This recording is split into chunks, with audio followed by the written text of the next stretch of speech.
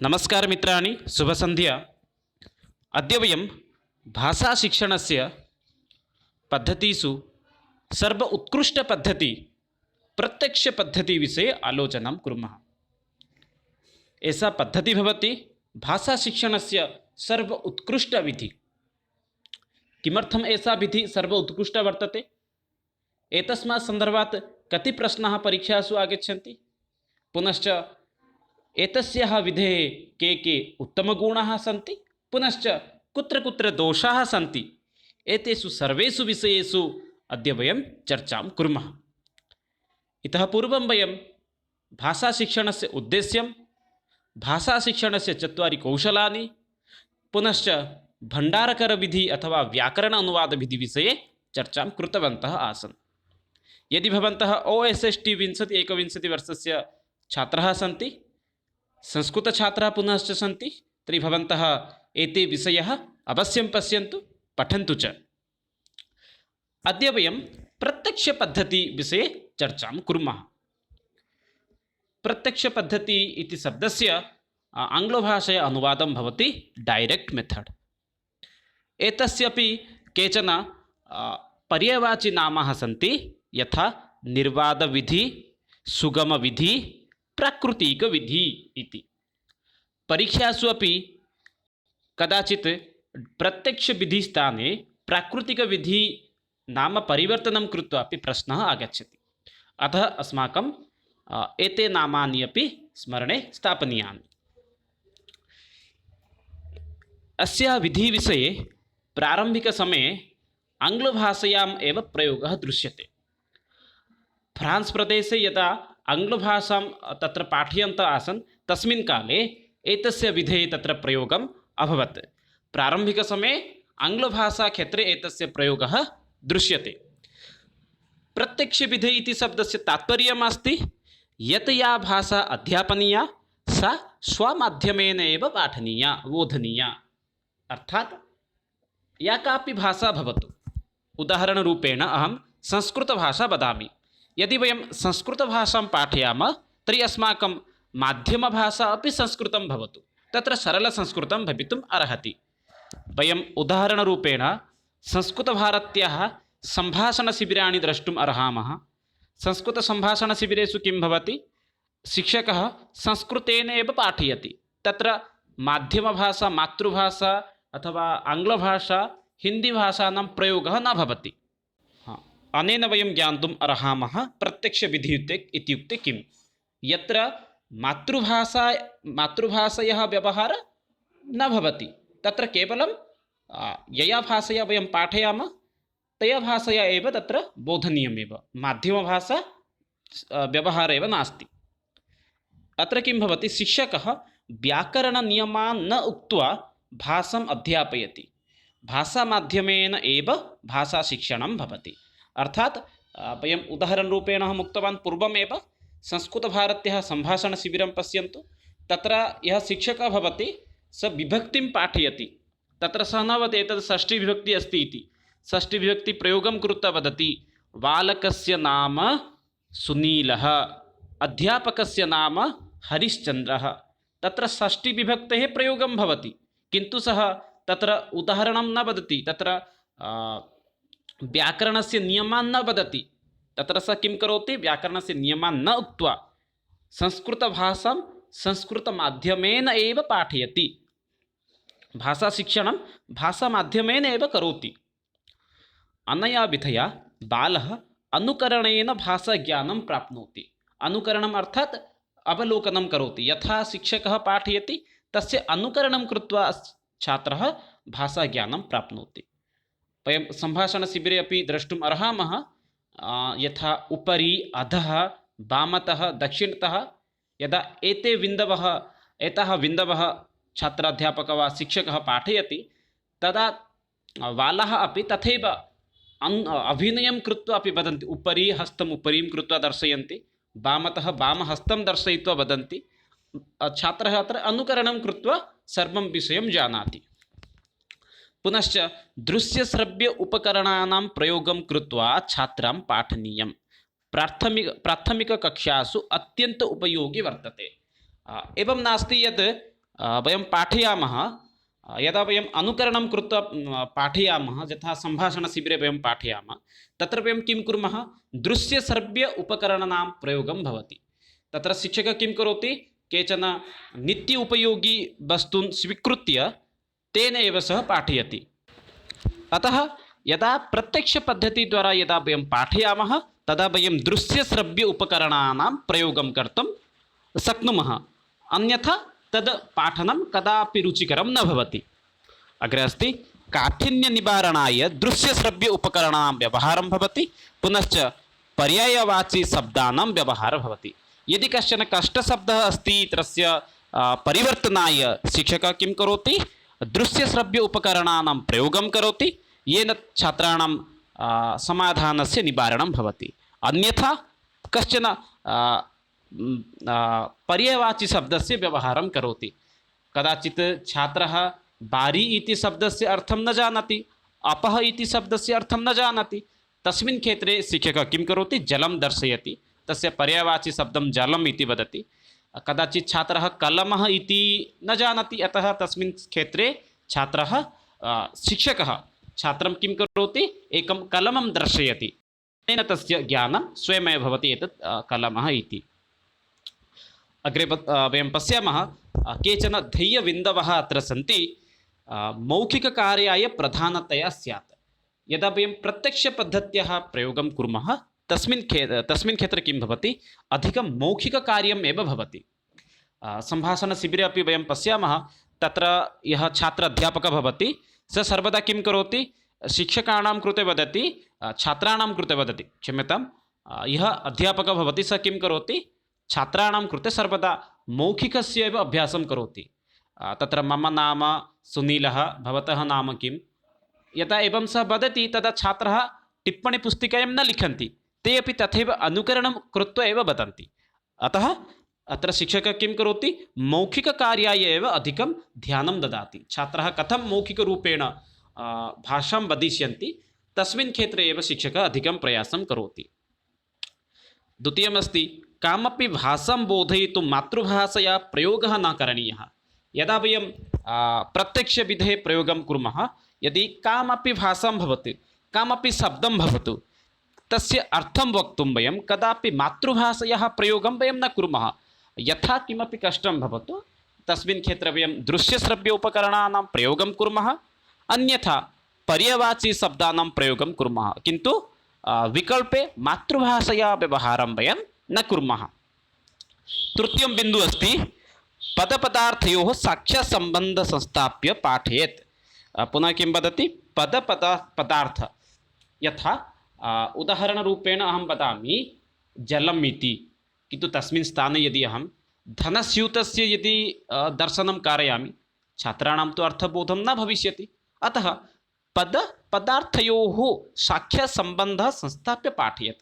अर्थात् अहं यत् वदामि तथैव तस्य द्रव्यस्य अपि दर्शयन् एव पाठयामि चेत् छात्राणां किं भवति, ज्ञानं स्वयमेव आगच्छति। अतः अत्र त्रयः धातव्यः बिन्दवः सन्ति। मौखिककार्याय वयम् अधिकं प्रयासं कुर्मः। द्वितीयमस्ति यदा वयं पाठयामः तस्मिन् काले मातृभाषया एव प्रयोगं कुर्मः। पुनश्च पदार्थयोः अपि साक्षात् सम्बन्धं संस्थाप्य एव पाठयामः। अग्रे पश्यामः, एतस्य प्रयोगः सर्वप्रथमं कुत्र अभवत् किञ्चित् वयं पश्यामः। एतस्य प्रयोगः संस्कृतक्षेत्रे प्रारम्भिकसमये प्रोफेसर् बी.पी. वोकिल् महोदयः कृतवान्। अनेन महोदयेन ओल्फिस्टिङ्ग् नाम्ना विद्यालये मुम्बैनगरे यत् अस्ति तत्र सः कृतवान् प्रत्यक्षपद्धते प्रयोगं। सर्वप्रथमे एतस्य प्रयोगः फ्रान्स् देशे अभवत्, किन्तु भारते प्रोफेसर् बी.पी. वोकिल् महोदयः कृतवान् ओल्फिस्टन् विद्यालये। सः एकं पुस्तकमपि लिखितवान्, a new to approach to Sanskrit इति। प्रत्यक्षविधेः उपयोगिताः वर्णनम् अत्र सम्यक् रूपेण अस्ति। कथं वयं प्रत्यक्षपद्धतेः प्रयोगं कुर्मः एतस्मिन् विषये अत्र सम्पूर्णविवरणम् अस्ति। तेन स्वीकृतं यत् भाषाशिक्षण अयं विधि अत्युपयोगी अस्ति। अनेन विधिना शिक्षणसमये कक्षायाः परिवेशः संस्कृतमयः स्यात्। अध्यापकै छात्रै अपि च संस्कृतकक्षायां संस्कृतभाषा व्यवहर्तुं स्यात्। अत्र ते किं लिखितवन्तः, यदि एतस्याः पद्धत्याः यदि वयं प्रयोगं कुर्मः भाषाशिक्षणे तर्हि वयं बहु लाभान्विताः भवामः। छात्रः अपि संस्कृतेन वक्तुम् अर्हति, तस्य अपि भाषाज्ञानं तथैव वर्धति। अतः अध्यापकः अपि स्वस्य भाषादक्षतां तथैव प्राप्नोति। अतः प्रोफेसर् बी.पी. वोकिल् महोदय एतस्मिन् विषये एकम् उत्तमं पुस्तकं लिखितवान्, यत्र ते एतेषु विषयेषु अपि विस्तृतरूपेण चर्चां कृतवान्। एतस्य विधे अपि डॉक्टर रामकृष्णगोपाल् भण्डारकरः पुनश्च वामन शिवराम आप्टे महोदय अपि एतस्य विरोधं कृतवान्। यतोहि डॉक्टर रामकृष्णगोपाल् भण्डारकर महोदयः व्याकरण अनुवादपद्धत्याः किं विकसितं कृतवान् पुनश्च वामन शिवराम आप्टे अपि भण्डारकर पद्धत्याः समर्थनं करोति। अतः एतौ महोदयौ प्रत्यक्षविधेः विरोधं कृतवान्। अत्र के उत्तमगुणाः सन्ति इदानीं वयं पश्यामः। अयं विधि भाषाशिक्षणसिद्धान्त अनुकूल अस्ति, यतोहि अनेन विधिना संस्कृतमाध्यमेन पाठ्यते। प्रारम्भिकसमये अहम् एव उक्तवान्, एषा बहु उत्तमा पद्धतिः अस्ति। किमर्थम्? अत्र संस्कृतं सरलसंस्कृतेन एव पाठ्यते, न तु अन्य विकल्पभाषा सन्ति। यदा वयं प्रारम्भिकस्तरतः छात्रान् पाठयामः तर्हि छात्रः यदा उच्चमाध्यमिक अथवा उच्चतरविद्यालयं, महाविद्यालयं, विश्वविद्यालयं गच्छति, तत्र सः संस्कृतं सरलरूपेण अवगन्तुं शक्नोति। तस्य कृते संस्कृतम् अत्यन्तं सरलं भवति। अतः अयं विधिः किं भवति, संस्कृतं पाठनाय अत्यन्तं सर्व उत्कृष्टविधिः वर्तते। छात्रशिक्षकयोः मध्ये सम्भाषणं प्रचलति, अतः ते सक्रियाः भवन्ति। एका नूतना भाषा भवति कक्षायां, संस्कृतेन नाम सम्भाषणं एका नूतनभाषाद्वारा प्रयोगः भवति। अतः छात्रः शिक्षकः उभयोः अपि तत्र सक्रियाः भवन्ति, येन किं कक्षा अपि सक्रिया भवति। श्रवणे, पठने, लिखने, भाषणे च पर्याप्त अवसरः अत्र उपलभ्यते। छात्रः संस्कृतं शृणोति, संस्कृतं कक्षायां पठति, संस्कृतेनैव लिखति, अनन्तरं संस्कृतेनैव भाषणं करोति। अनेन किं भवति, छात्राणां बहु लाभः भवति एव। अतः सः पर्याप्त अवसरः तत्र प्राप्नोति भाषाशिक्षणाय। अयं विधिः संस्कृतशिक्षायाः स्तर उन्नयनाय सहायको भवति। सामान्यं विषयमस्ति, स्वस्य छात्राणां स्तर उन्नतिनिमित्तम् अपि एषा विधिः बहु उत्तमा विधिः वर्तते। कदाचित् प्रश्नः अपि भवितुम् अर्हति, संस्कृतशिक्षायाः स्तर उन्नतिनिमित्तं कः उत्तमसहायकविधिः इति। छात्रेषु संस्कृतमाध्यमेन स्वतन्त्ररूपेण स्वविचारान् प्रकटयितुं क्षमतायाः विकासो भवति। छात्राणाम् अत्र किं भवति, संस्कृतभाषया एव स्वस्य विचारान् प्रकटयितुम् अपि अत्र बहुविधविकल्पाः अपि भवन्ति। सः क्षमताम् अपि अत्र प्राप्नोति। एते सर्वे सन्ति, एते पञ्चगुणाः सन्ति किं प्रत्यक्षपद्धत्याः उत्तमाः गुणाः सन्ति। अग्रे पश्यामः, अत्र के दोषाः आसन्। अनेन विधिना संस्कृतशिक्षणस्य गतिः मन्दा भवति। नास्ति अत्र शङ्का। यदा वयम् एकस्मिन् विद्यालये संस्कृतमाध्यमेन प्रारम्भिकसमये पाठयामः, तत्र प्रायः त्रिगुणात्मकछात्राः भवन्ति। एकः भवन्ति मन्दाछात्राः, अपरमेकं भवन्ति सामान्यछात्राः, अन्य एकः गणः भवति प्रतिभाशालिनछात्राः। तदा किं भवति, अतः कदाचित् अस्माकं संस्कृतशिक्षणं तथा गतिं न प्राप्नोति, कदाचित् संस्कृतशिक्षणं मन्दगत्या चलति। द्वितीयमस्ति, प्रतिभाशालिनः छात्राः उपकृताः भवन्ति, न तु सामान्यः मन्दाश्च। अत्र सरलम् अस्ति, ये प्रतिभाशालिनः सन्ति तेषां सविधे तु बहुप्रतिभाः सन्ति, अतः ते किं कुर्वन्ति, साक्षात् तत् सर्वं विषयं ते स्वीकर्तुम् अर्हन्ति, तां भाषां ते पठितुम् अर्हन्ति। किन्तु ये सामान्यछात्राः सन्ति, मन्दः छात्राः सन्ति, ते तत्सर्वं न तु पठितुम् अर्हन्ति, न तु तेषां बोधने आगच्छति।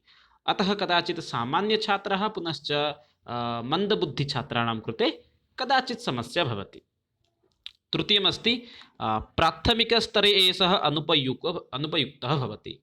यथा प्रथमी द्वितीयकक्षायां कदाचित् छात्रः तत्र मातृभाषां पठन्ति। यदि तस्मिन् क्षेत्रे यदि वयं तान् छात्रान् प्रत्यक्षपद्धतिद्वारा एव संस्कृतं पाठयामः, कदाचित् तेषां अवबोधनं तथा न भविष्यति, तेषां कृते बहु कष्टकरं भविष्यति। अग्रे अस्ति संस्कृतस्य प्रत्येकं विधाया कृते तेषां प्रत्येकं सोपानस्य कृते उपयोगी नास्ति। अर्थात् ये अस्माकं विधयः सन्ति, विधिविषयं पूर्वम् एकं वीडियो निर्मितवान्, प्रत्येकेषु विधिषु अपि एषा विधिः सम्यक् न भवति। कुत्रचित् शिक्षकः सारकथनं करोति, कुत्रचित् शिक्षकः प्रश्नान् पृच्छति। सर्वेषु क्षेत्रेषु एषा विधिः सर्व उत्कृष्ट न भवति। कुत्रचित् सारकथनकाले कष्टकरं भवति, प्रश्नः यदा पृच्छति तस्मिन् काले कदाचित् कष्टकरं भवति।